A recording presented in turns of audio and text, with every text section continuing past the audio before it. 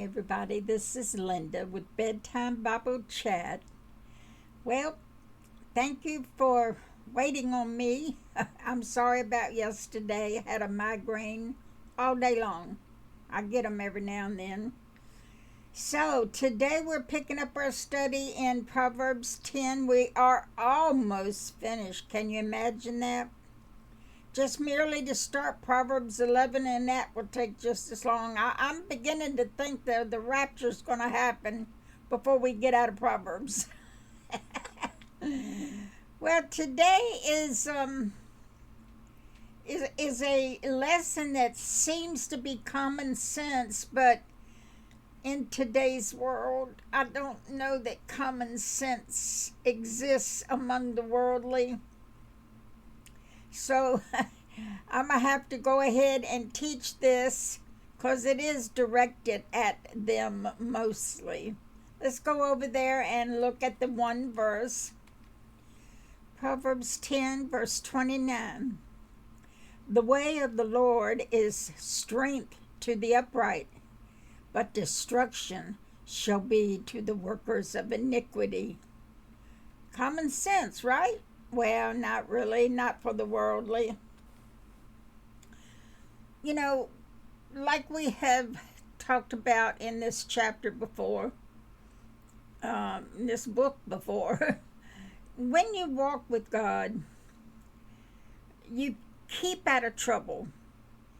You're not doing things that will get you put in jail or get you killed or get you in a divorce or whatever. Because you're walking with God, you are living the life that is a righteous life that nobody can fault you for. And on the other hand, if you aren't walking with God and doing what He says in His scriptures, then you are opening yourself up for all kinds of disasters. I mean, just look at the world right now. My goodness. I just can't believe what's happening in this country alone. I live in this country, so I talk about this country.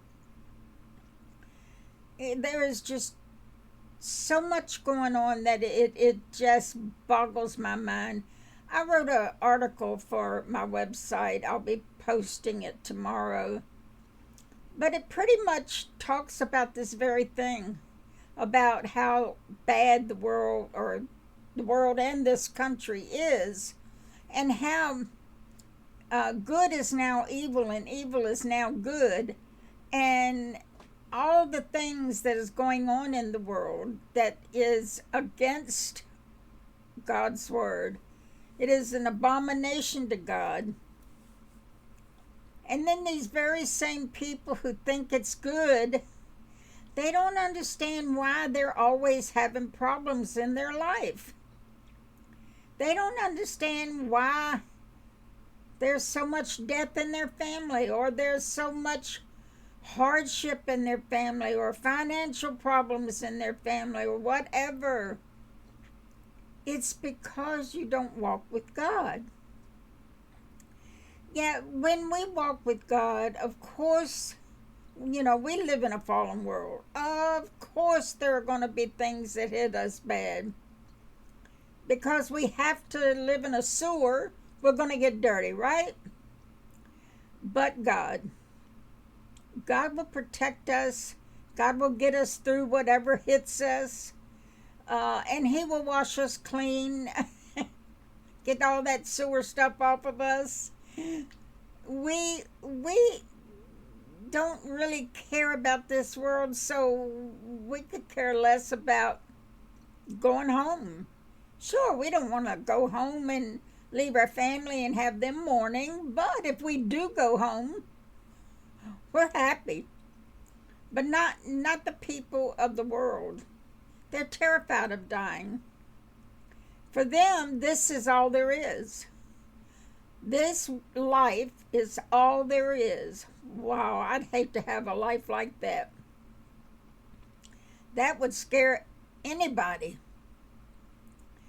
So, living in God's Word, living a righteous life, is going to make life so much better. Even when the bad stuff hits us, it's going to be so much better. We get through it. We're made stronger. The Lord takes care of us. If He will take care of the birds, He's going to take care of us. We are His children, and He would no more desert us than you would desert your child. Of course, there are parents in this world that will desert their children. There are parents in this world that would let their children chop off their personal body parts to change their identity. You know what I'm talking about. I just remembered this goes on YouTube. Whoops. I'm going to have to get Jamie to put a beep on top of what I just said. But yes, there are family members that do that. They don't care. They don't care about. Sorry, I forgot to mute my phone. They don't care that much for their kids. Any parent who would allow their child to sit in front of pornography or get up on the stage and be a part of the porn show, that parent ought to be hung. Jamie's got to put another beep up. You know what I'm getting ready to say? I'm getting ready to say, you know what, YouTube? I don't give a darn anymore. They don't let me grow on YouTube. I get about 20 to 30 views on YouTube because they won't let nobody find me. So I don't care. Knock me off there again. What's that, a fourth time? I don't care. I'm tired of being censored. The truth is the truth. Anybody who would allow their children to take part in that kind of scum should be put under the jail.